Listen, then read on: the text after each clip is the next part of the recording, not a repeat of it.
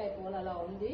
Contrast లో pair up చేసి మంచి వీవింగ్ స్టైల్లో ఇచ్చేసారు. వీవింగ్ బుట్టీస్ ఇచ్చేసి హ్యాండ్స్ కి మాత్రం మంచి బార్డర్ అనేది హైలైట్ చేసేసారు. అంటే